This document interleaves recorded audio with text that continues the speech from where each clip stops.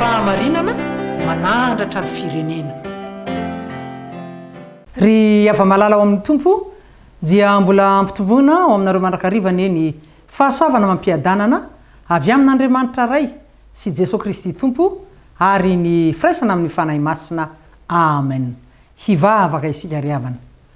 Mankasitraka anao Andriamanitra ray zanaka fanahy masina ny amin'ny tombonandro pahavelomana izay mbola nomenao anay ary dia mbola azahoana indray ry tompo mandinika ny teninao ary dia manovo hery sy fahalalana avy amin'izany teninao izany.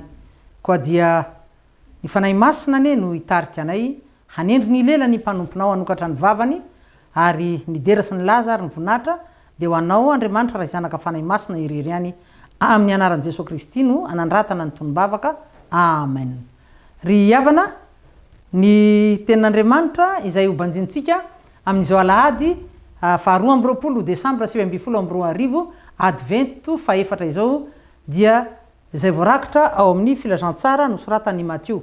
Matthieu toko faharoa manomboka eo amin'ny andininy voalohany ka hatramin'ny andininy faharoa ambin'ny folo farany.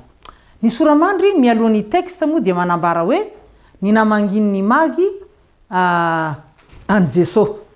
Kanefa ry havana rehefa mamaky sy mandinika tsara ty ten'Andriamanitra ty sika dia ny orooro izay nanjo ny mpanjaka Heroda no tena mibahana ao. Ny teny sy ny zavatra nataon'ny Heroda rehefa nahareta amin'ireo magy izy fa teraka ny mpanjakany Jiosy.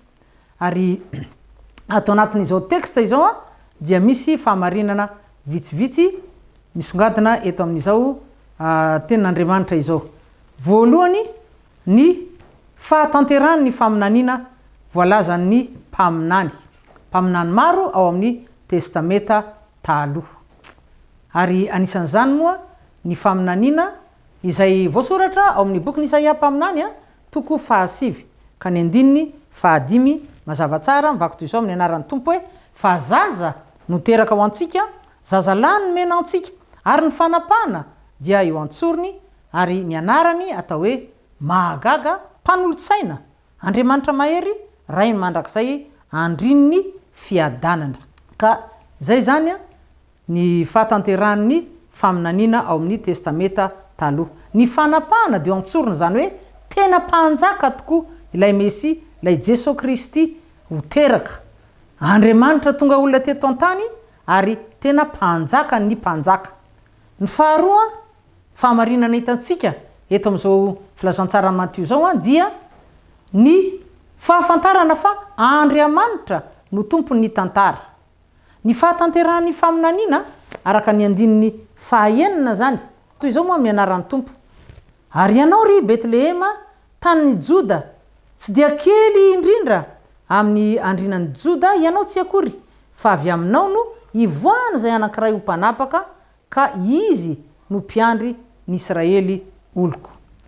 Io ry havana dia mampiseho fa Andriamanitra no tompony tantara, Yahvé no mandrafitra ny tantara, mampivoatra ny tantara, mampiisatra ihany koa ny tantara ary manafaingana ny tantara n'izao tontolo izao zany, mampiazakazaka ihany koa ny tantara. Ary eto dia nataon'Andriamanitra mifanojo tamin'ny vanim-potoana nanjakan'i Heroda ny fahaterahany Jesosy Kristy ilay Mesy hanika natahotra mafy Heroda. Angamba mety tsy nahita toromisy niady saina mafy sao voasongona voaongana eo amin'ny toerany sao ho votsitra eo ampelantanany ny fahefana fa ho lasan'ilay zaza vao teraka ny mpanjakany Jiosy zany. Ny fahamarinana fahatelo ny fisian'ny fanjakana roa miavaka eto an-tany. Ry havana ataon'Andriamanitra mifandrindran-dalana eto amin'izao texte izao sy ariariny ny fisian'ny fanjakana roa miavaka tsara. Sasan'ango roa samihafa hoy ny fiteny mahazatra antsika malagasy. Dia ninona zany? Ny fanjakan'ny tany sy ny fanjakan'ny lanitra na ny fanjakan'Andriamanitra ihany koa. Samy fitantanana ny fiainam-bahoaka, samy mahakasika ny fiainan'ny zanak'olombelona, samy ananan'Andriamanitra fahefana ireo fanjakana ireo, samy eo ambany fifehezan'Andriamanitra, natao sy mikendry ny fanasoavana ny vahoaka an'Andriamanitra, indrindra moa raha samy olon'Andriamanitra matahotra an'Andriamanitra mpanompony mahafantatra ny sitrapony no mitarika ao anatin'izany fanjakana roa izany. Fanjakana roa miavaka tsara fa ny anankiray voalohany dia tsy maharitra fa voafetra ary eto an-tany ihany no ahitana azy, fa ny faharoa kosa dia miantomboka eto an-tany ary mitohy any an-danitra ary maharitra mandrakizay.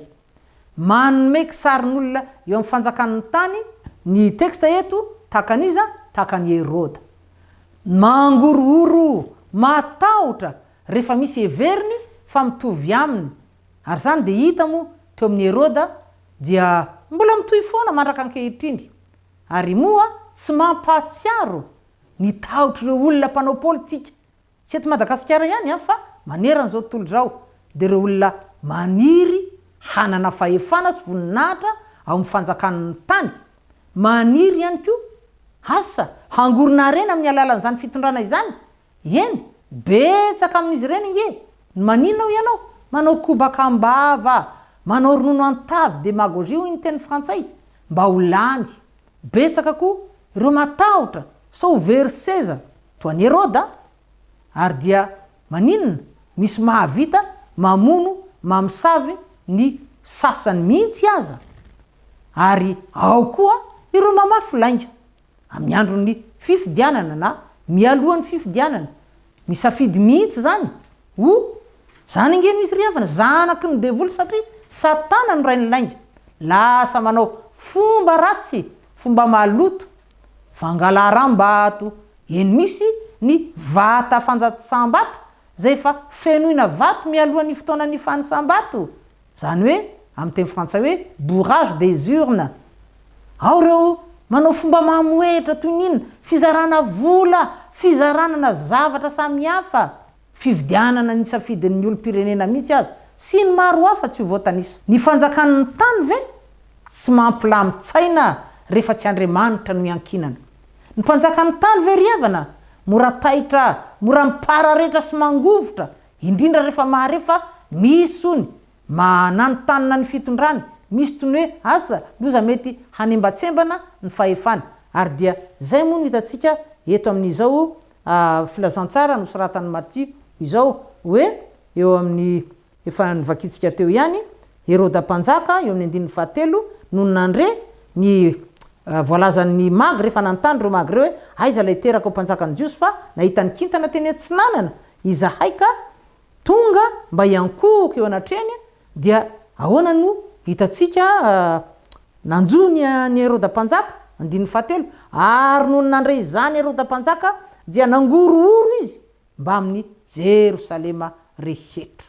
Vaovao mahafaly riavana no nitranga zanak'Andriamanitra hamonjy zao tontolo zao niteraka saingy ny fitondram-panjakana, ny fanjakana, ny mpanjaka maninona lasa misamboaravoara, tsy manana fahatoniana satria tsy mahatsapa, tsy mahita ny fanatrehan'Andriamanitra. Ary hojerentsika hoe inona avy ary nataon'ny Herôda rehefa reny ny teny nataon'ny magy eo amin'ny 12. Dia izay moa zany hoe nangorohoro izy fa eo amin'ny 17 ary dia izao no vakitsika eto amin'ny anaran'ny Tompo. Dia nampaky ny magy mangingina Herôda ka namototra fatratra taminy izay andro nisehony kintana. Ary amin'ny 19 dia naniraka azy hankany Betlehema izy ka nana hoe andeha fitory tsara ny amin'ilay zazakely koa rehefa hitanareo izy dia ambarao amiko mba hankanesako any koa iankohaka eo anatrehany. Riavana ny vadi-po ny varaontsana Herôda mpanjaka kanefa nge hitondra fiadanana ho an'ny olona nateran'ilay zanak'Andriamanitra. Ny mpanjaka Herôda natsiaro voelingelina natsiaro manana fahavalo. Fa raha ny tena marina dia izy mpanjaka Herôda manangana fahavalo ho an'ny tenany. Izy no mitsangana ho fahavalo, mananga na ny zanak'Andriamanitra ho fahavalo ho rafilany. Kanefa Jesosy Kristy dia voalaza ny tenin'Andriamanitra fa zanak'ondro mora malemy fanahy tsy miavina ampo. Eny tokoa mety sy hoan'ny olona rehetra tokoa moa ny fiadanana faraka ny teny a tadidinao nataon'ny anjely raha niseho tamin'ireo mpiandry izy tamin'ny alina naterahany mpamonjy ka nanambara hoe voninahitra amin'ny avo indrindra ho an'Andriamanitra ary fiadanana hoe ty ambonin'ny tany ho an'ny olona ankasitrahana. Zany hoe ny fiadanana zany a ho an'ny olona ankasitrahana, zany hoe ankasitrahana Andriamanitra.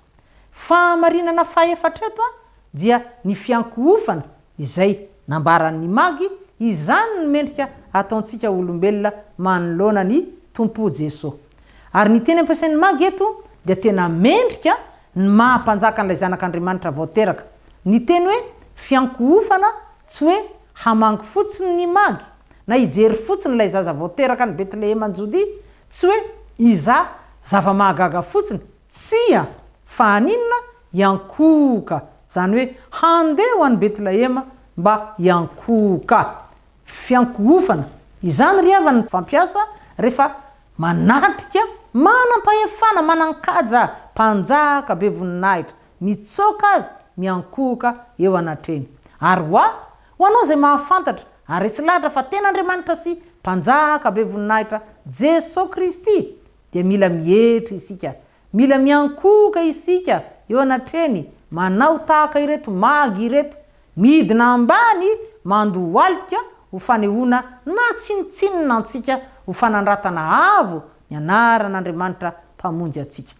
Tonga tetỳ an-tany Jesosy Kristy nampidin'Andriamanitra rainy hitondra fiadanana, hahatonga ny olona rehetra na izy na iza hanana fiadanana. Kinanjo hafa moa nandraisan'ny mpanjaka Heroda sy ny mponina tao Jerosalema izany vaovao lehibe izany. Fa ny fanjakan'Andriamanitra kosa ry havana dia miorina na orin'Andriamanitra mba ampiaina ny vahoakan'Andriamanitra ao anatin'ny inona? Fandriam-pahalemana, ao anatin'ny fiainam-pitiavana, ao anatin'ny fifankatiavana, fampitodiana ny olona amin'ny namany, amin'ny hafa, fitaomana ny olona mba hanana fitiavana ny namany. Eny fanadian'ny fahavalo azy. Fitaomana ny olona hanana ny fandeferana, hanana ny vokatry ny fanahy masina izay fantatsika tany sain'ny apôstôly Paoly ao amin'ny Galatiana 5:1-2. Dia ninona moa zany misivy izy ireo? Fitiavana, fifaliana, fiadanana, faharipo, famirampana, fanaovantsoa, fahamarinana, fahalemem-panahy, fahononam-po. Zany hoe fiainana anaty mahavokatra be dia be. Ry havana, voapirofo eto fa hay tokoa ny famonjena, ny tantaran'ny famonjena antsika olombelona, izay ny tanterahany Jesosy Tompo ilay Mesia, lay zanaka lay tokan'Andriamanitra, hay vare tsy misaraka fa tena mifamatotra amin'ny tantara, ny tantaran'izao tontolo zao. Hay tokoa ny famonjena tsy ivelan'ny tantara fa tena misarindritra amin'ny fizotry ny tantara izay Andriamanitra ny mandrafitra azy. Izy isika ny mampizotra azy, mahatonga ny tantara ho mavesa-danja, mampitsimbadika izay mety tsy ho ampoizintsika ihany koa, tsy ampoizin'ny mpanao tantara ihany koa. Eny, mety mampisamboaravoara ihany koa ny tantara ampiainan'ny zanak'olombelona. Ny fahamarinana manaraka dia izao, tsy mba nanana filaminana, fiainana milamina ny Tompo. Satria arak'izany hitantsika izany, mbola vao zazakely, zaza mena vava, dia efa nanam-pahavalo, efa nisy nikendry hamony sahady, ary tsy mba olo-tsotra fa ny mpanjaka teo amin'ny firenena. Vao zazakely dia efa nentina nandositra. Satria zay no fantatsika moa, men'Andriamanitra torohevitra tamin'ny nofy izy mivady dia nitondra ny zazakely. Nentina nanalavitra ny fahavalo dia tsy iza fa ny mpanjaka Heroda. Ary ty teksty dia mampiseho ry havana ny fahalehibiazan'ny Tompo Jesosy, izay ho isika hoe ten'Andriamanitra maneho ny fiandrianany, ny mampanjaka be voninahitra azy, ka sady natahotra sy nialina azy Heroda mpanjaka ny tany, fa ireo magy telo lahy kosa izay voalaza fa olo-kendry ary manana fahaizana manokana amin'ny fandiniana ny lanitra dia nandeha iankohoka teo anatreny. Ary tsy nandeha tamin'ny tanam-polo fa fantatsika fa nivimbona inona? Fanomezana sarobidy dia volamena sy zava-manitra ary miora. kanefa ireo dia tsy jiosy fantatsika izany. Ary zaho sy anao inona kosa ary inona mba fanomezana ny mantsika homenany tompo am'izao fankalazana ny tsingery taona na terany tety an-tany izao 2 taona lasa izay. Ny fahamarinana manaraka riavana dia mahakasika ny toetra n'Andriamanitra tsy manampatra fahefana. Raha tian'Andriamanitra vonona tokoa nge ity Heroda ity, inona moa nanaka anazy tamin'izany? Izy le Andriamanitra tompony hery sy ny fahefana ary zanany raha teo no misy mitady amono. Saingy ny fihevitra Andriamanitra tokoa tsy fihevitry ny olombelona. Araka ny voasoratra ao amin'ny Isaia mpaminany 5:5 ary voalaza ihany koa ao amin'ny Salamo 7:1 fa tahaka ny avy ny lanitra amin'ny tany ny elanelana mampisaraka ny fisainan'Andriamanitra amin'ny fisainan'ny olombelona. Anika inona nataony Heroda? Nampaka ny magy mangingina hevipetsy finosiny fihetsika toy ny misy zavatra manenjika ny eritreritra riavana na ny marimarina koa nisy fialonana teti-dratsy tetika maizina zay tsy tiana aseho, zay tsy tiana ho hitan'ny hafa araka ny hitatsika eo amin'ny 5. Efa nivakina teo moa zany hoe naniraka an'ireo magy izy hankany Betlehema ka nanao hoe andeo izy fitory tsara ny amin'ilay zazakely. Rehefa hitanareo izy dia ambarao amiko mba hankanesako any koa iankoka eo anatrehany. Nefa fantatsika fa zavatra hafa nytao anatin'ny lohan'ity mpanjaka ity dia ny amono ahafaty ary dia tsy vitany hoe tsy tanteraka moa izany saingy nampamonony kosa fantatsika ny zaza latsaky ny 2 taona. Riavana efipetsy nateraky ny tahotra ny bana tao am-po ny Heroda sy namatotra ny sainy izany. Tonga teto an-tany nefa Jesosy nampidin'Andriamanitra rainy ho isika hitondra fiadanana hahatonga ny olona rehetra na iza hanana fiadanana kinanjo hafo nandraisan'ny mponina tao Jerosalema izany vaovao lehibe zany. Ary ny an'i Heroda moa any masaka tao an-tsainy dia ny ampamono an Jesosy. Teny feny fiatsaram-bela tsisy lainga ary fitaka nasetry ny Heroda izany fahatongavan'ny tompo hamonjy ny olombelona izany. Zany fietsika Heroda zany riavana dia mampiseho sahady ny toetra mahazatra fahita matetika amin'ireo olona pilatsaka fidina amin'ny fitondrana ny tany sy ny fanjakana. Manao inona kobakambava ho isika ronono an-tavy mitantara tsanga tsy amanorana lasa mahatonga ny ankamaroan'ny vahoaka tsy mandray anjara intsony amin'ny fifidianana. Ary dia hoy moa ny voasoratra eo amin'ny 2:12 eto amin'izao teksta izao vakina amin'ny anaran'ny tompo. Rehefa no toroin'Andriamanitra hevitra tamin'ny nofo izy tsy verina any amin'ny Heroda ireo magitelona zany dia lalana hafa no naleny nody any amin'ny fonenany. Riavana tsy ho an'ny jiosy ihany, tsy ho an'ny magy ihany, fa ho an'ny olombelona rehetra natongavan Jesosy Kristy, na ny olona tsara fanahy na ny olona ratsy fanahy. Satria fantatsika fa voalaza ny tenin'Andriamanitra nge fa Andriamanitra tsy mizatavan'olona, Andriamanitra dia tsy miangatra fa mandrotsaka ny ranonorana amin'ny tsara fanahy sy ny ratsy fanahy ary mampiposaka ihany koa ny masoandro amin'ny tsara fanahy sy ny ratsy fanahy. Na dia fantany aza ny amin'ny olombelona tsirairay ary dia avahany kosa amin'ny ratsy fanahy ny tsara fanahy. Riavana ny zavatra mahavaka ny saina dia ny mahita ankehitriny fa to mihamaro ireo olona manadino ny tena Manuely izany andro izany.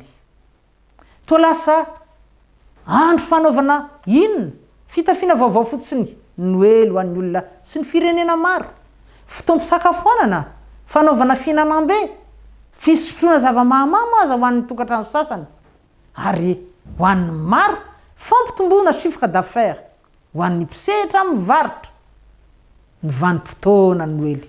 Tsy misy maharatsy ny hoe mihinana sakafo miavaka amin'ny andavanandro rehefa tonga tokoa ny krismasy na manao fitafiana vaovao na mandravaka ny trano amin'ny sapin, fa raha ny zavatra arano fotsiny na ny velambelany tahaka izany sanatria lasa mavesa-danja, lasa ifantony ny fisainantsika dia ho very anjavina, atahorana ho very asina ilay famonjena na hatongavan Jesosy Kristy teto an-tany ary mety hiteraka alahelo an'ny tompo izany ary tsy asoantsika.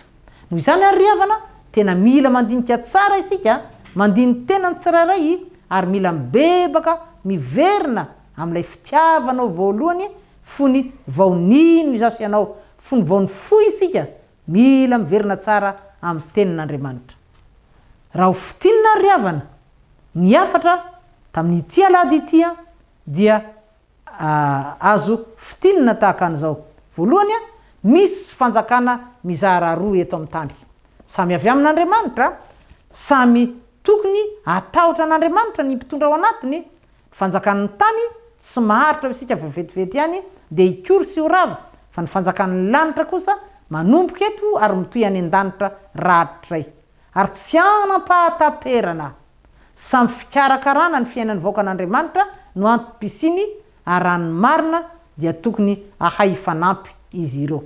Faharoa, tonga hitondra famonjena ho an'izao tontolo zao lay Mesy Jesosy Kristy zanak'ilay tokan'Andriamanitra.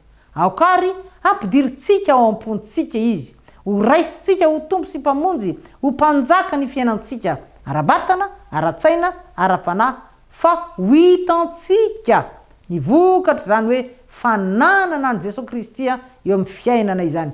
Fantaro tsara riavana ny fahalebiazan'ny fitiavana nasehon'Andriamanitra reo ho antsika zanak'olombelona, izay nanome maimaimpona ny zanany ho fanavotana asy ianao. Ary ny fahatelo, fety sarobidy sy miavaka, fa tsy tahaka ny asaramanitra rehetra ny Noely, miavaka satria fahatsiarovana natongavany Mesy teto an-tany efa 2000 taona lasa, hitondra fanavotana, fifaliana, fanafana, fiadanana, tsy hoe fety manandaza fotsiny ihany fa fety masina. Ary tsy tokony hanaovana zavatra mifanohitra amin'ny sitrapon'Andriamanitra. Eny, fety ankalazaina amin'ny fahamendrena tanteraka mba hanomezantsika voninahitra an'Andriamanitra raisy zanaka ary fanahy masina lay hany mpamonjy atsika. Koengany ery ava malala ao amin'ny tompo, izany afatry ny tompo antsika izany ho varakitra tsara ao anatin'ny saintsika, haniry sy hamaka tsara ao anatin'ny fontsika, hamelombelona trany ny fanantenana sy ny finoana ao anatsika ao, mandra-piveriny Jesosy tompo eny amin'ny rahony lanitra hampakatra ny fiangonana. Dia ho azy Andriamanitra ny voninahitra fa ho amintsika tsirairay ny fiadanany. Amen.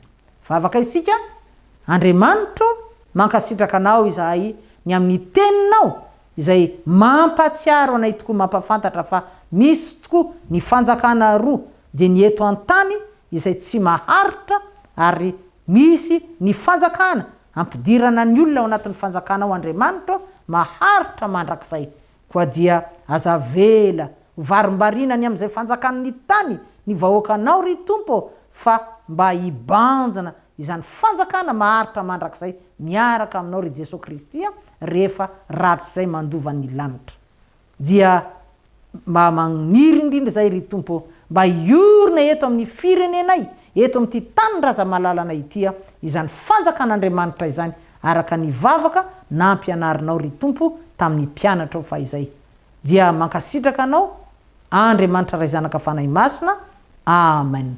Riavana tapitra ihany koa ny fandarantsika, koa dia manao velomanao ho tahin'ny tompo ary amin'ny heriny indray raha sitrapon'Andriamanitra. Veloma indrindra tompoko. Fahamarinana manandratra ny firenena.